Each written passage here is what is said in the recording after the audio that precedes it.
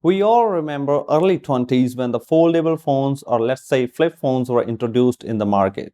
And I can still remember that Moto Razr was one of the most popular and the top sold flip phone of those times. But now another wave of the foldable phones is hitting the market. With the launch of the Samsung Galaxy Fold last year, now recently Motorola has launched Moto Razr 2 priced at $1,500 and Samsung has also launched its flip-type smartphone Galaxy Z Flip at the price of $1,380.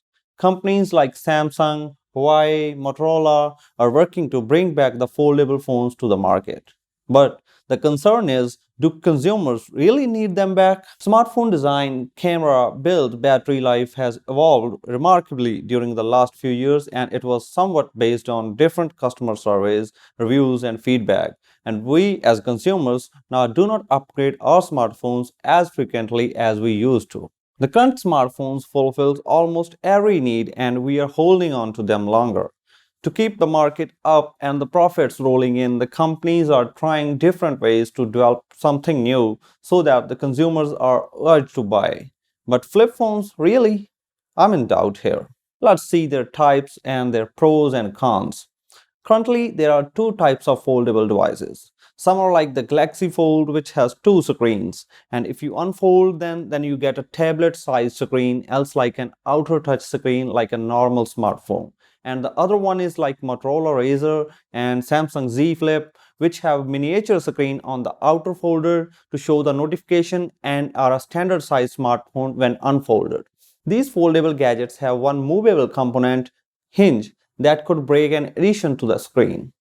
Currently, only benefit these foldable phones have over the simple smartphone is that they take up less space in our pocket for the same amount of screen size. So it may seem like a benefit to some people, but I for sure would not spend so much extra money to just save some space in my pocket. Talking about the downsides, firstly, these foldable gadgets are dependent on the flexible OLED.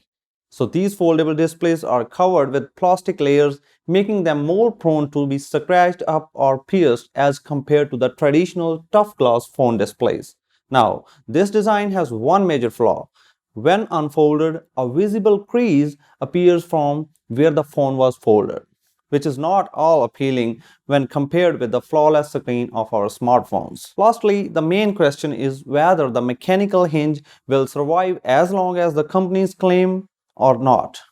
So early testing of these devices has shown that hinge is not smooth and is likely to wear off in a quick span of time. Also, the foldable technology is relatively new in this segment, making it way too costlier than what is average consumer is willing to spend. Now, is it useful or not? Well, the foldable smartphones have not yet completed even 1 year on the shelf, so it might be a little quick to pass the judgment as the innovation has either failed or succeeded in the market. It is important to observe how innovation companies like Samsung, Lenovo or other get in the foldable device segment and offers value for money are not just charging us extra for not so useful innovations, as it seems like in the current scenario of the foldable phones. That was just our view regarding this tech. You may have some queries or comments. Feel free to ask them in the comment section. Thanks for watching. We'll be back with some more tech related stuff as usual.